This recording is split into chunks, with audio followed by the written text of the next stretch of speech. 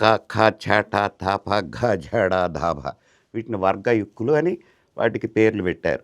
తర్వాత యారా లావ వీటికి అంతస్తములు అని పేరు పెట్టారు.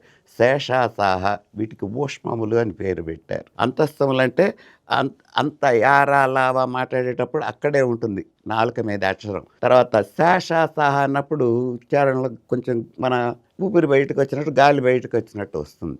అసలు ఇట్లా ఎందుకంటే వీటినేనమ్మా భాషలో స్థానకరణ ప్రయత్నాలు అంటే స్థానం కరణం.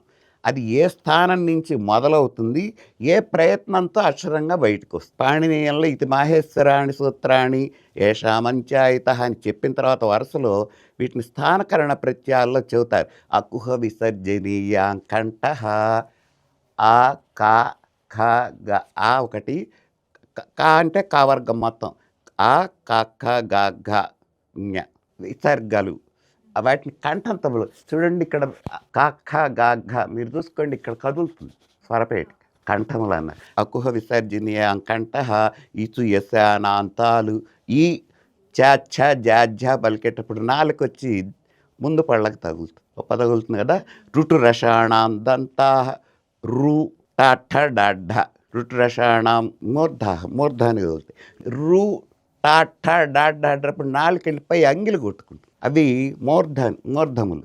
లుతు లసానాం దంతాహ లా త దద్ధ అన్నప్పుడు నాలుగు వచ్చి దంతాలు కదలు. లుతు లసానాం దంతాహ. ఉపు పద్మనీయానాం ఓష్ట్య ఉ ప ప బ భ అన్నప్పుడు పెదవులు ఎక్కువ శ్రమ తీసుకుంటాయి. పెదవులు విడిపోయింది. ప ఫ బ భ మ తగులుతాయి. వీటిని ఓష్ట్యములు అంటారు. ఉపు పద్మనయానం ఓష్ట జ్ఞమగణనా నాసికాచ జ్ఞానామాలకి నాసిక దగ్గర ప్రయత్నం జరుగుతుంది. ఐదవతో కంఠతాలు ఐ ఓ పలికేట కంఠతాలు కంఠం దగ్గర పలుకుతాం, మళ్ళీ పైకి తీసుకొచ్చి ఏ ఐ ఓ ఔ అన్నప్పుడు ఈ కంఠం నుంచి వచ్చేటటువంటి ఉచ్చారణ తాలు రూపంలో తాలువులకు తగిలి బయటకు వస్తుంది.